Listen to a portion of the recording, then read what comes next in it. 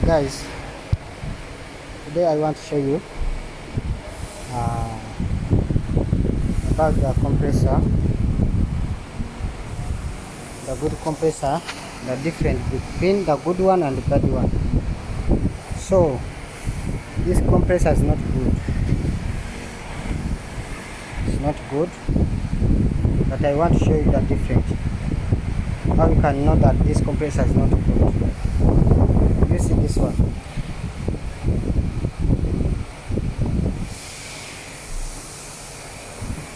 This one is not good because it is free. You see?